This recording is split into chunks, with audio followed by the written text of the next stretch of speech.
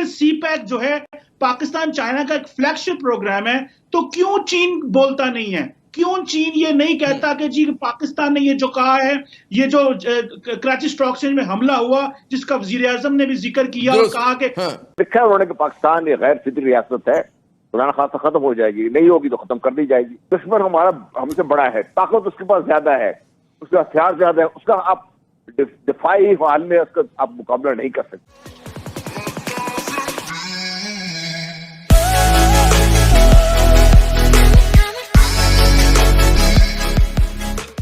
ये रहा कि भारत जो है हर मामले पर पहलकारी कर रहा है और जो भी कहते हैं इनिशिएटिव की लड़ाई उनके हाथ में, हमारी तरफ से सिर्फ रद्द अमल आ रहा है कि वो भी बड़ा रिस्ट्रेंट किस्म का आ रहा है। दुरुस्त हिकमत अमली है ये।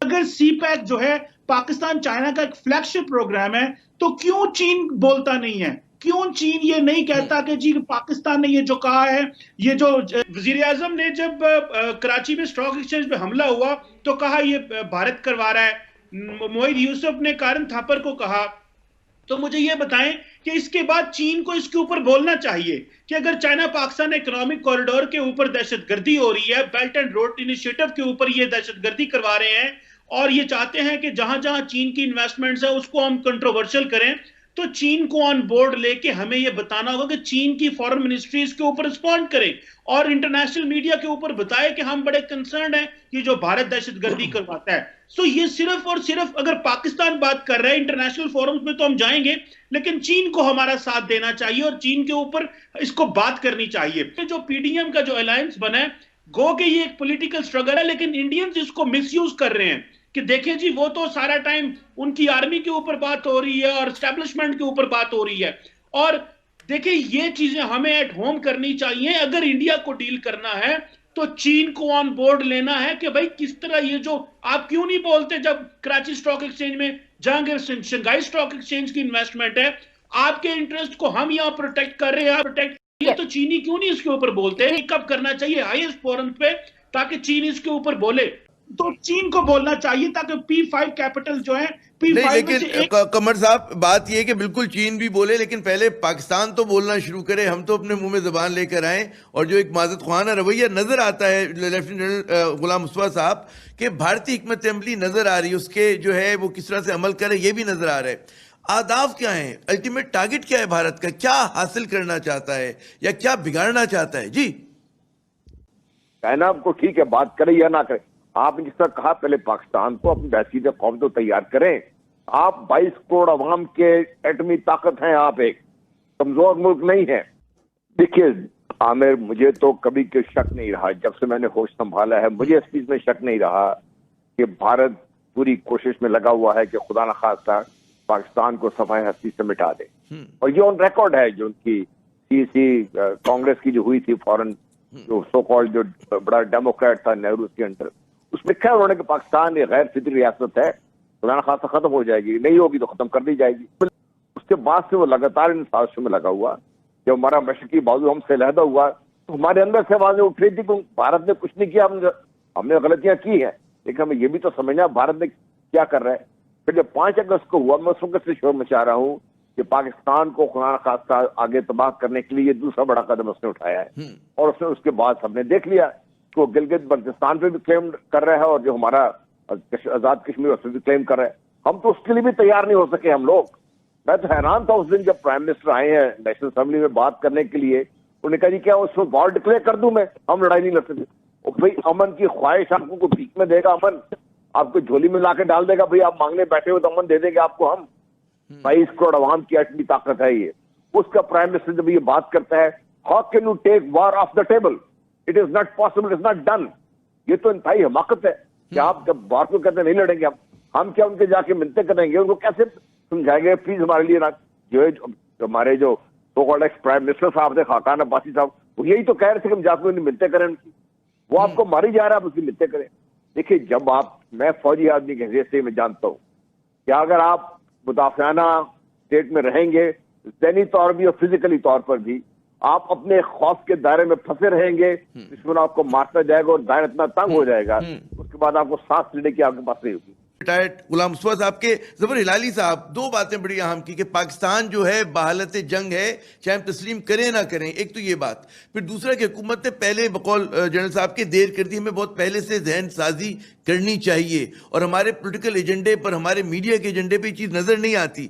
मैं इसमें सिर्फ आपसे ये सवाल होगा कि क्या हुकूमत पाकिस्तान ने मौसर तरीके से इस मसले को उठाया है, नहीं उठाया, क्या राय है आपकी?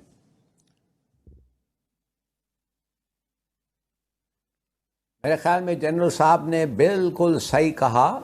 मैं तो कहता रहता हूं कि we are in an undeclared war with India. ये जंग जारी है, शुरू हो गया है, बहुत वक्त गुजर गया है। दुरुस्त। क्या हमने कश्मीरियों को हक़ खुरेदारियत के लिए हर किस्म की मदद, मटीरियल सपोर्ट दिया है, देने के लिए तैयार है कि बस हम फोल्डेड हैंड्स पे बस बैठे हुए हैं? मैं आपको बताता हूं, एक मिनट में आपका इंटेंशन पता हो जाना चाहिए आपको। वो कैसे पता होना चाहिए आपको?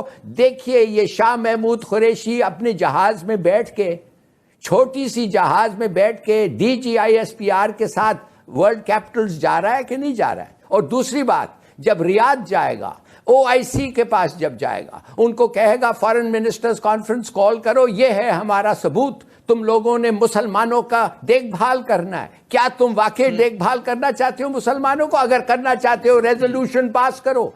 और जब वो कहेंगे नहीं, इसलिए सऊदी तो उसके साथ हैं, सऊदी और UAE तो उनके साथ, हिंदुस्तान के साथ हैं, तो उस वक्त क्या अनाउंस करेगा वो कि हम निकल रहे हैं OIC से? ये है लिटमस टेस्ट। बिल्कुल। ये ओवरफ्लाइट्स जो हैं हिंदुस्तान के, ये फौरन सस्पेंड करें भाई। आप कम से कम जो स्टॉक एक्सचेंज और APS के खिलाफ जो हुआ है, आप कम से कम उनके ओवरफ्लाइट राइट्स तो सस्पेंड करें। आपने ट्रेड रोका हुआ है, वेरी गुड। आप अफगानिस्तान से ट्रेड उनको जाने देते हैं, क्यों भाई? अफगानिस्तान तो उनका प्लान, TTP उधर बैठा हुआ है, ISIS उधर बैठा हुआ है, हिंदुस्तान उनको भी, ISIS को भी मदद कर रहा है। अमेरिकनों के पास एविडेंस है कि ISIS को सपोर्ट कर रहा है हिंदुस्तान। आप फिर भी आप अलाउ कर रहे हैं उनको। ये कठपुतली रेजीम, ये ग्रीन कार्ड होल्डर्स जो अब अगर कोई ये तालिबान आ गए तो ये तो भागेंगे उधर से। उसी बताता हूं, ये कोई नई बात नहीं है। आपको पता है ये हमें किसने बताया था? अब तो मैं कह रहा हूं कि हमारे पास सबूत आया है। अब तो मैं आपको कह रहा हूं कि गुलभूषण यादव ने बताया। मैं आपको बताना चाहता हूं कि ये डोवाल ने बताया था। ये डोवाल ने एक पब्लिक लेक्चर पे, Hindustan before coming to power, उसने ये कहा कि क्या करेंगे वो बूडी और वो क्या करेंगे पाकिस्तान के साथ, और यही कहा उसने कहा हम पाकिस्तानी को इस्तेमाल करेंगे, हम प्रॉक्सी फोर्सेस इस्तेमाल करेंगे, हम उनके अंदर घुस के उनको मारेंगे। कि हमें जो इंडियन प्रोपेगेंडा है जो वो ग्लोबली करते हैं, और उनका जो इंग्लिश स्पीकिंग मीडिया, वो इंटरनेशनल कैपिटल्स तक वो प्रोपेगेंडा फैला रहे हैं, हम सिर्फ उसको मुश्किल से काउंटर करने की कोशिश कर रहे हैं। और वो भी सिर्फ प्रिंट मीडिया हमारे पास है काउंटर करने के लिए, इंटरनेशनल प्रिंट मीडिया। मिसाल के तौर पे 4-5 स्ट्रीम्स है जिनके ऊपर आमिर साहब वो हिट करते हैं। मिसाल के तौर पे वो चाहते हैं कि आर्मी कंट्रोवर्शियल हो जाए पाकिस्तान में। जितनी आर्मी कंट्रोवर्शियल होगी, क्योंकि उनको पता है this is the centre of the gravity, दहशतगर्दी की जंग इन्होंने जीती, इकोनॉमी के हवाले से ये सपोर्ट कर रहे हैं, मुल्क में जो मामलात को बेहतर करने में हमेशा मदद करते हैं, तो इसको हिट करो और कंट्रोवर्शियल करो। दूसरा, वो समझते हैं चाइना पाकिस्तान इकोनॉमिक कॉरिडोर को जो है वो कंट्रोवर्शियल करो, जिसको मैं समझता हूं कि अगर ये कंट्रोवर्शियल होता है तो इतनी बड़ी जो फॉरेन डायरेक्ट इन्वेस्टमेंट आई है और जो दहशतगर्दी की जंग जीतने के बाद जो पाकिस्तान में इकोनॉमिक एक्टिविटी और ग्रोथ होनी है, वो चाहते हैं इसको रोको। जो जफर हिलाली साहब बात कर रहे थे डबल डॉक्ट्रिन की, थोड़े दिन पहले डबल फिर बोला है, और उसने ये कहा है कि जहां हमें खतरा है हमें वहां जाके मारना है। तो ये नहीं, खतरे का इंतजार नहीं करना कि वो हमारे पास आए, जहां खतरा। दूसरी चीज, तीसरी चीज आमिर साहब वो चाहते हैं कि पाकिस्तान में सिविल अनरेस्ट हो। वो कभी कहते हैं जी 26 फरवरी 2019 को जो फेक न्यूज फैला दी जी, बालाकोट में स्ट्राइक कर दी है, कराची में लाइटें बंद हो गई हैं, खतरा बढ़ गया पाकिस्तान में। तो यहाँ जो कराची में जो हाल ही में एक वाकया हुआ पुलिस के हवाले से, उसमें उन्होंने जो है वो खामखा चीजों को खराब कर दिया।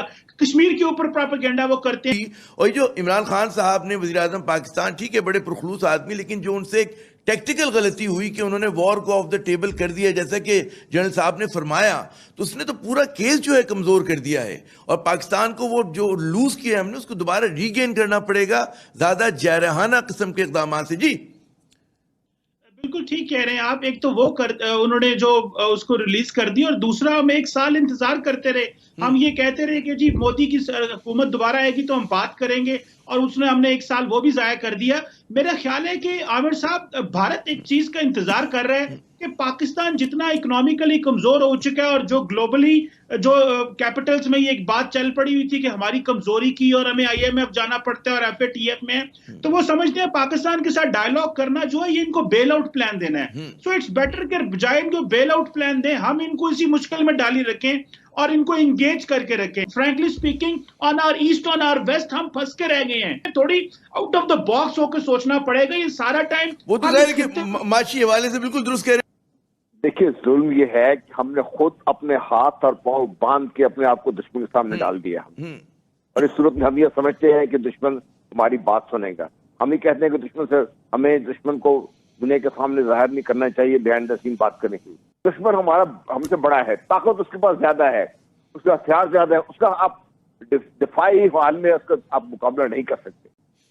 तो आपके लिए आप देखेंगे दुश्मन कर क्या रहा है। और अभी जो आप बात कर रहे थे, ना हमारा मीडिया, ना हमारी मेनस्ट्रीम पॉलिटिकल पार्टीज हैं, ना जो सो कॉल्ड जो अपने आप को इस पाकिस्तान का लीडरशिप कहना, लीडरशिप के रोड में लाने की कोशिश कर रहे हैं, ना उनको। इनको तो समझ ही नहीं है कि पाकिस्तान इस वक्त किन खतरात में घिरा हुआ है और पाकिस्तान साथ हो क्या रहा है, अंदरूनी तौर पर और बैरूनी तौर पर। इसलिए देखिए, जब ये सोशल मीडिया पर ये नौजवान जब उसके खड़े को गद्दार का खिताब देते हैं, वो इसलिए नहीं देते कि उन्होंने कोई पाकिस्तान बेच दिया खुदा खास, वो इसलिए देते हैं कि तमाम चीजें जिसका आपने जिक्र किया और जिसकी का DISPR ने और फॉरेन मिनिस्टर ने इसका बड़ा खुल के बात की, और ये करनी चाहिए, आज से नहीं बहुत पहले से करनी चाहिए थी। आपने अभी कौम को तैयार नहीं करना, आपने उनको किसी स्टेज पे लेके नहीं आना। कल को खुदा ना खास्ता अगर ऐसी माहौल बनता है जब आपको जंग पे जाना पड़ेगा, तो कौन जाएगा जंग पे? जब तक कौम पूरी तरह तैयार नहीं होगी ज़हनी तौर पर, जिस्मानी तौर पर, और ज़हनी तैयारी में कौम को अपने खतरात को समझने की उनको इदराक होना चाहिए। अगर हमारी लीडरशिप भी इस काबिल नहीं है जो बात कर सके, ना वो डर के हमारे बात करते हैं, ना उनको कोई समझ है कि क्या मामलात है, तो फिर कोई किसी को तो ये जिम्मेदारी उठानी है, और हुकूमत की अवलीन जिम्मेदारी है ये। मैं तो समझता हूँ कि उन्होंने देर की है, इनको बहुत पहले से अपनी कौम को तैयार करने की कोशिश करनी चाहिए थी, क्योंकि पाकिस्तान इस वक्त हालत जंग में है। माने या ना माने, हम हमारे जो मेन स्ट्रीम पोलिटिकल पार्टी इसको माने या ना माने, वो उसको कहें कि शायद हमें डराने के लिए बात करें। तो ये सारी चीजें जो आपको बता रहे हैं, ये तो ऑन ग्राउंड हो रही है ना। कोई किसी को ख्वाब की बात तो नहीं कर रहे, ये कोई तखय्युल किसी की बात तो नहीं हो रही, ये तो सारी ऑन ग्राउंड देख रहे हैं, हो रहा है, सब कुछ हो रहा है ये। फिर जब हमारे जो पॉलिटिकल लीडरशिप है वो जब बात करती है, और बात का जो जिस तरीके से भी वो बात करती है वो उसी में पूरी तरीके से फिट हो रहा है, या उसी चीज को एक्सप्लेन कर रहा है, या उसी को आगे बढ़ा रहा है जो मेरे दुश्मन मेरे साथ करना चाहता है, तो मेरे ऐसी लीडरशिप के बारे में क्या